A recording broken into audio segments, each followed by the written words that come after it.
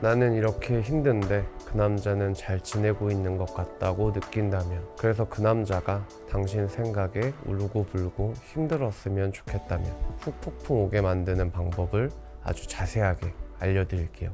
먼저 한번 생각해 봅시다. 후폭풍은 왜 오는 걸까요? 아쉽기 때문입니다. 당신이 그 남자 때문에 화가 나고 그 남자가 당신을 생각하면서 후회하고 아파하길 바라는 것도 실은 당신이 아쉬워서 느끼는 후폭풍의 한 종류라고 볼 수 있어요. 그럼 아쉬워하지 않는 남자에게 지금 당장 후폭풍이 오게 만들 수 있을까요? 없습니다. 왜냐하면 뇌가 그렇게 작동하지 않기 때문이죠. 뇌는 다양한 일을 하는데요. 그중 후폭풍과 관련된 기능은 과거 미화입니다. 예를 들어서 지금 한번 초등학교 때의 일을 떠올려 보세요. 정말 나빴던 기억이 떠오르나요? 전체적인 초등학교 생활이 추억인가요? 아니면 잊지 못할 아픈 기억인가요? 트라우마를 겪을 만큼 큰 사건이 있지 않은 이상 대부분의 기억은 좋은 추억 혹은 그렇게 나쁘지만은 않았던 기억으로 남게 됩니다. 이게 바로 뇌가 하는 과거 미화예요. 왜냐하면 과거의 고통이 너무 크면 현재를 살아가는데 지장을 줄 수 있기 때문이죠. 그럼 과거 미화 기능을 연애에 적용시켜 볼게요. 처음 헤어짐을 결심하고 이별을 말할 때까지는, 혹은 이별하고 나서도 얼마 동안은 연애보다는 혼자가 되는 게 맞다고 생각하거나 더 이상 함께 할 수 없다고 생각합니다. 하지만 시간이 흐르면서 과거 미화가 작동하면 그제서야 아쉬움이 생기게 되는 거죠.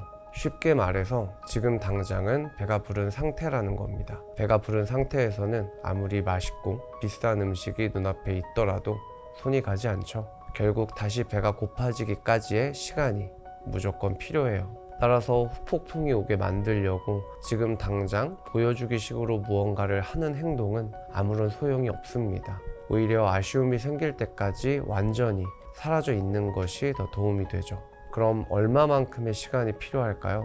상황에 따라 다르지만 최소 한 달 이상의 시간은 꼭 필요합니다. 그래야 배가 고파지듯이 뇌가 당신과의 연애를 미화시키고 당신을 아쉽다고 느끼게 만드니까요. 재회의 원리도 비슷합니다. 당신이 어떻게 시간을 보내야 하는지가 조금 다를 뿐이지 시간이 필요한 건 똑같아요.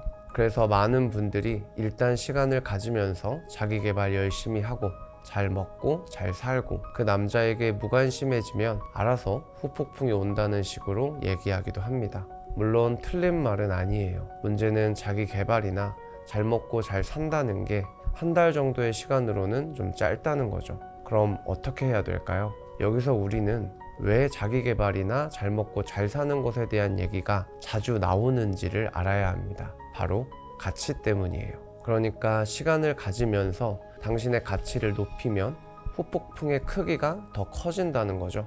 마치 배부른 상태에서 마라탕인 줄 알고 피했는데 배가 고파지니까 마라탕에 탕후루까지 세트였다는 걸 알게 되어 더 간절해지는 것과 같습니다.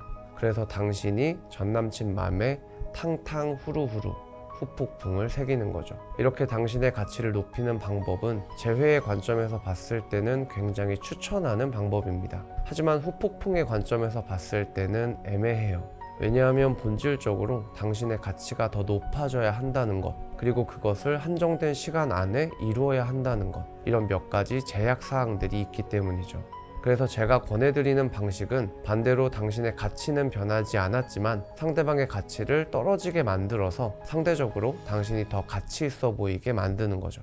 바로 전 남친과의 추억을 다른 남자로 덮어버리는 것처럼 보이게 만드는 겁니다. 전 남친과의 연애 중에 서로에게 의미가 있던 장소, 물건, 시간, 음악, 음식, 뭐든 다 다른 남자랑 하고 있는 것처럼 보이게 만드는 거죠. 예를 들어 남산이라면 똑같은 장소에서 마치 다른 남자랑 데이트나 기념을 하고 있는 듯한 느낌의 사진을 찍어서 업로드하는 겁니다. 전 남친이 줬던 꽃이나 선물이 있으면 비슷한 걸 다른 남자에게서 받는 느낌의 사진을 찍어서 올리는 거죠. 그런데 이런 방식이 정말 효과가 있을까요? 전 남친 입장에서 생각해 볼게요. 전 남친은 헤어지고 처음에는 후련함이나 해방감을 느낄 겁니다. 하지만 시간이 흐르면서 당신과 했던 카톡이나 전화의 빈자리를 느끼기 시작하죠. 같이 먹었던 음식이나 같이 봤던 영화, 휴일에 데이트, 이렇게 누군가를 만나지 않는 시간의 빈자리도 조금씩 더 크게 느껴지기 시작해요.